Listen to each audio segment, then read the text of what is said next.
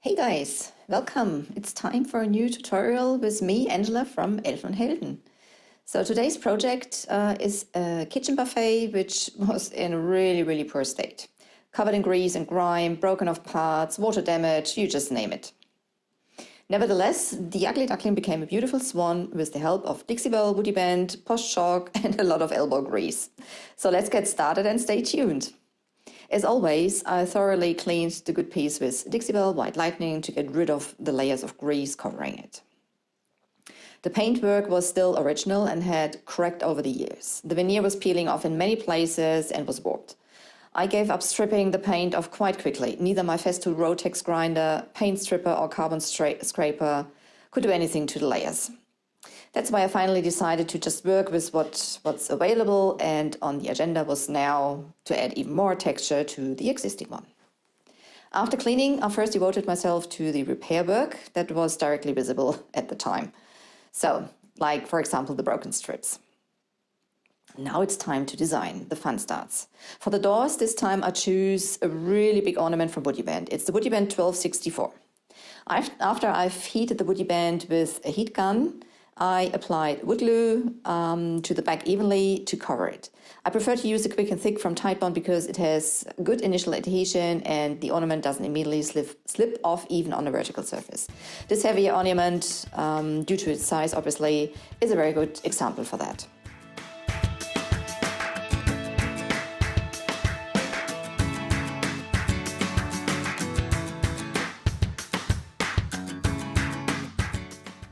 Now I'm adding the first layer of texture. For this I take the Midnight Sky from the Chalk Mineral Paint series from Dixiebelle. It's an almost black and mix it with a texture additive Sea Spray, also from Dixiebelle. Sea Spray can be added to any color without changing the tint. A little tip for you guys, use cups and brushes that can be disposed after the use.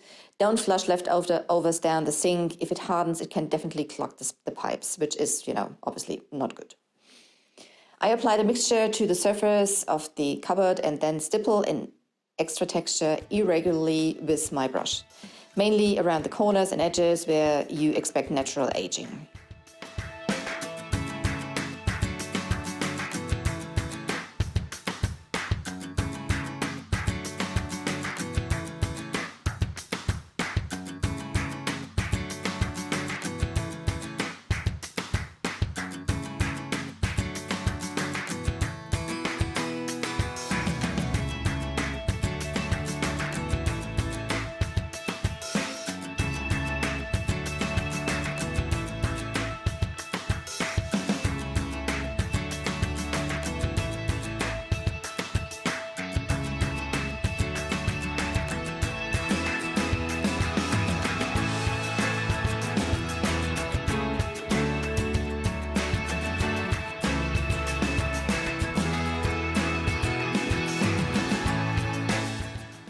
For the keyhole, I also choose a WoodUbend, the WoodUbend 993. It is sized to fit a key well.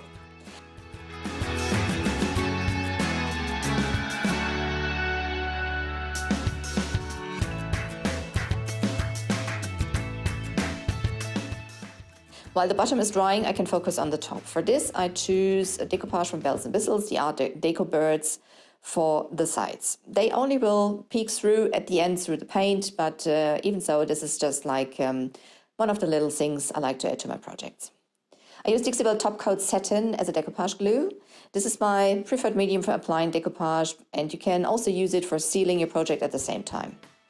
So you don't need extra products for that.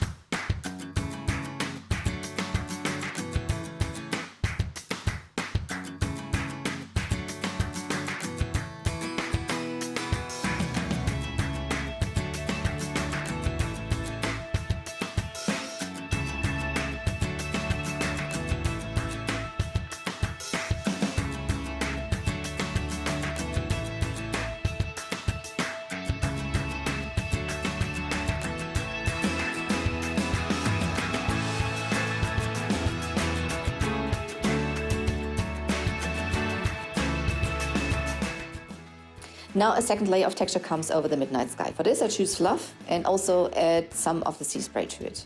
Originally I had in mind to reveal these layers with a spatula or and sandpaper, but then I changed my mind. Again, I'm sorry, not.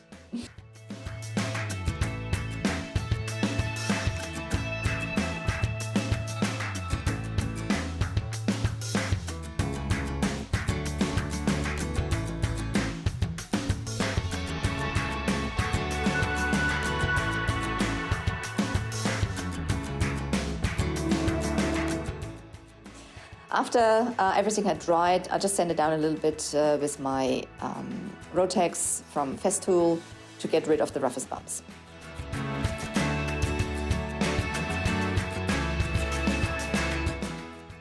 The body now gets its final color, and for this I use the colors Onyx, Prairie Dawn and Blue Moon from Dixiebelle's Terra Clay Artisan Paint series. With these colors I first mix a middle shade of gray with a slight blue hint. So I have a middle tone between Onyx and Prairie Dawn at the same time.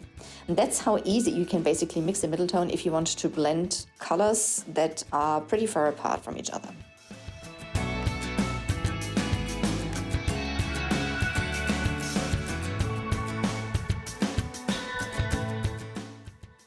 For painting I use Dixiebelle's La Petite brush.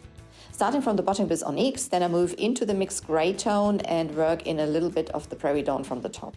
Light colors are very strong, so you just need very little from it.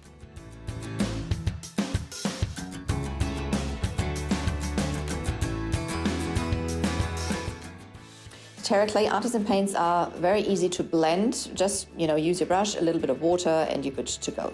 The gradient I'm trying to achieve here is supposed to be a bit cloudy. That's why I mainly work in circular movements.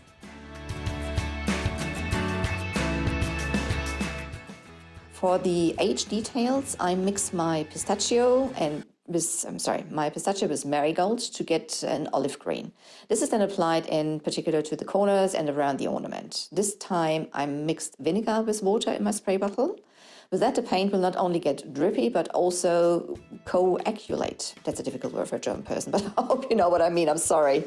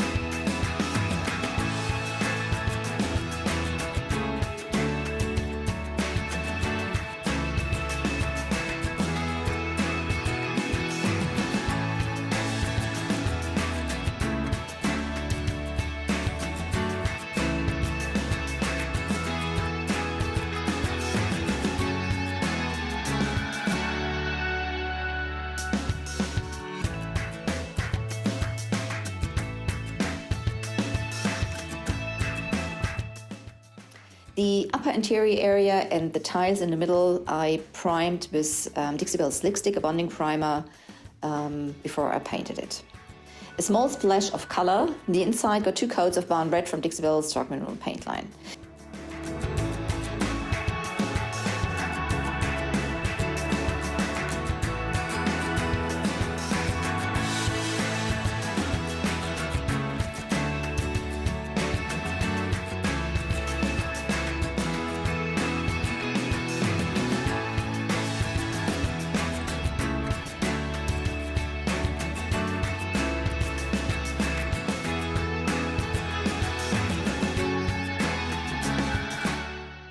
The ornament 1269 from WoodUbend was applied to the original tiles just as an eye catcher.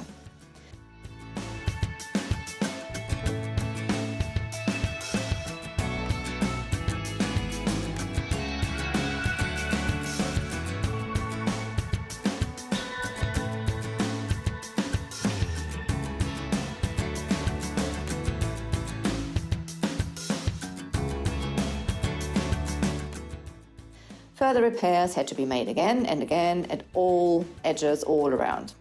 The veneer came off especially on the lower interior doors.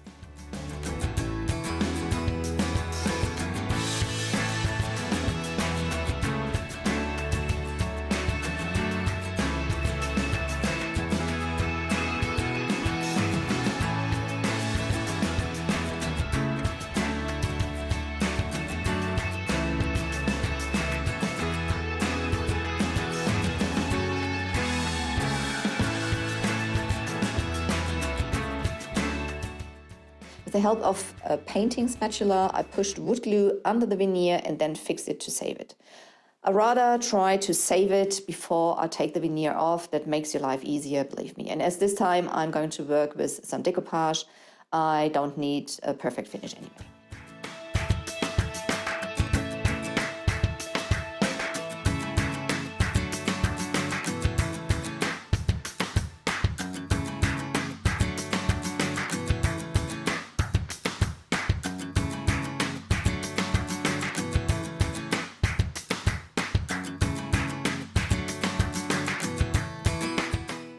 Since I noticed when cleaning that the veneer of the inner doors was bleeding, I primed it with Boss, a blocking primer in white. As I planned to apply decoupage, and I like to have a light color under the decoupage for the colors to pop, so I don't need to use any more paint. It's primed with Boss in white, and I can apply the decoupage right on top of it. This time I'm using the Posh Chalk infuser as a decoupage medium. Also here, the infuser can also be used as a decoupage medium and for sealing at the end. And it is suitable for outdoor projects also. It doesn't yellow. For large format papers, I work in sections, brushing out air bubbles from the center outwards.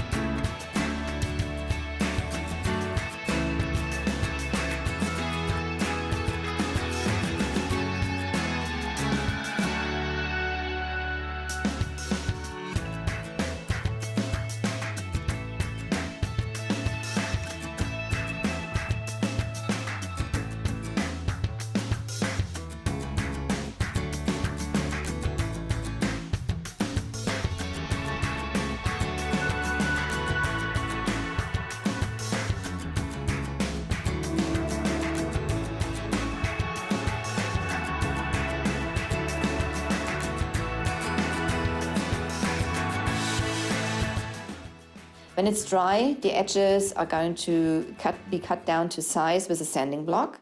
And to do this, I pull it at a steep angle away from the decoupage paper over the edge. So do that when it has dried. At this stage, as I was doing that live, it hasn't dried completely, so the paper is ripping slightly at the edges, but when it is completely dry, it'll be, you will get like a very clean edge. So on the inside, on the bottom, I work with the No Paint Gel Stain in American Honey, just to save as much as possible. No Paint Gel Stain is oil-based and should be used in a well-ventilated area or outdoors. I wear gloss and use the Dixiebelle applicator patch to apply it. The gloss are basically because it is oil-based and it stains your skin a little heavier than the water-based products would do. The second door was painted with Barn Red, which we already used on the interior on the top. And just, to add a little bit of a highlight, I applied the Posh Chalk's stencil, the chandelier.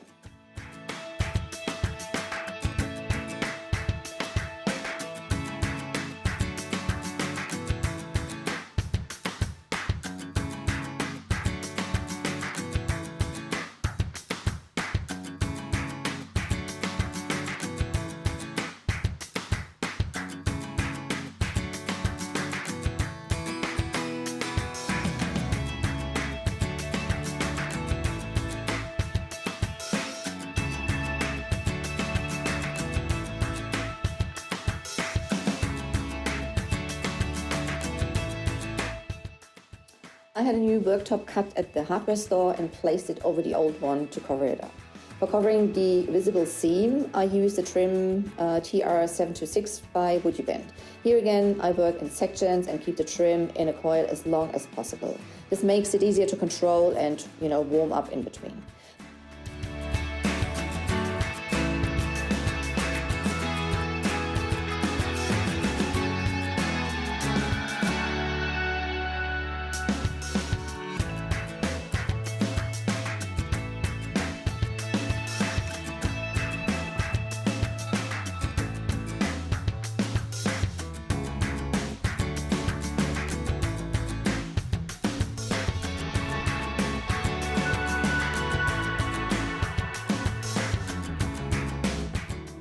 Most of the time when I'm working with the trims, I put the wood glue on the project and not on the WoodUbend itself.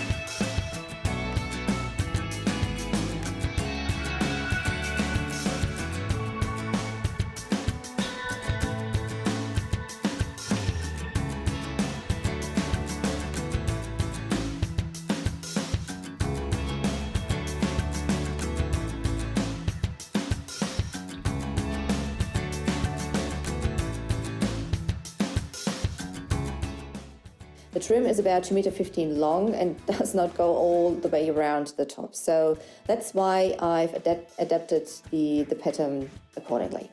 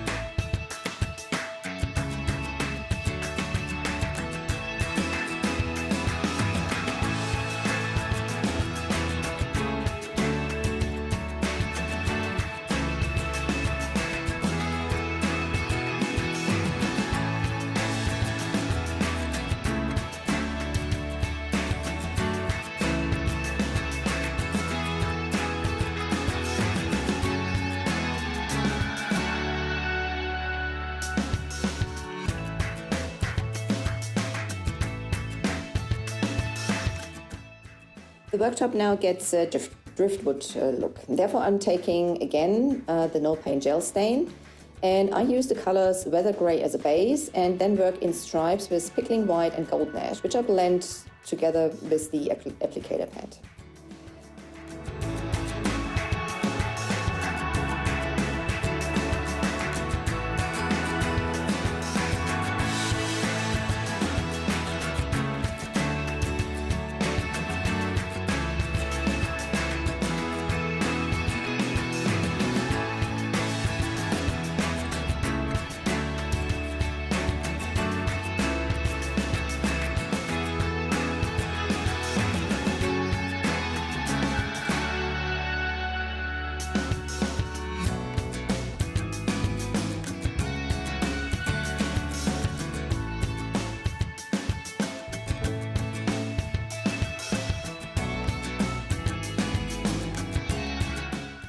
The worktop and the storage areas in the lower interior area rebind.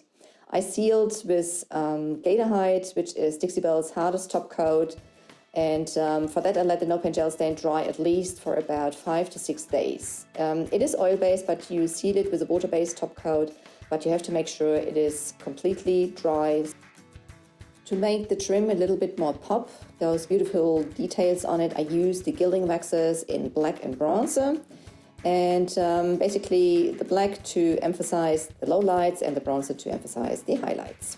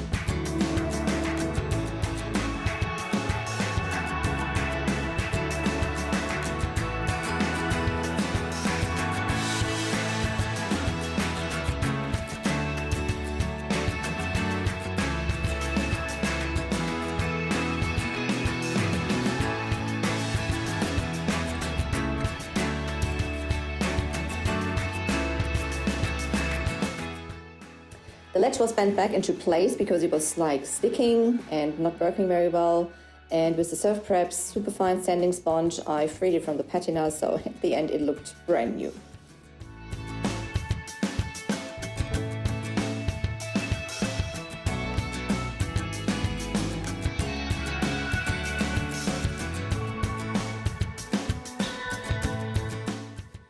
For the sticking drawers, I use Big Mama's butter from Dixiebelle and work it in nicely into the surface and especially the running areas from the drawers.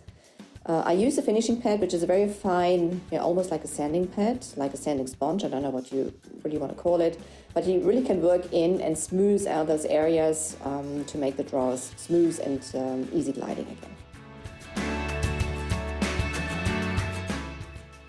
The body is sealed with Terra Seal to preserve the flat finish of the paint. That's what I had in mind. That's it for now, guys. This complex project is finished now. And it took a lot of time, a lot of products, and it was in very bad shape, but I think it turned out really nice. The customers are very happy, and so am I.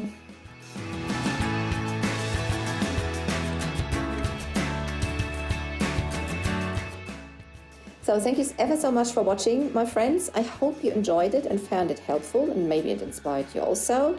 If you have any questions, feel free to contact me anytime or just write them in the comments below and I will get right back to you. So I'm thanking you very much and I'll see you soon, guys. Ta-da, bye-bye for now.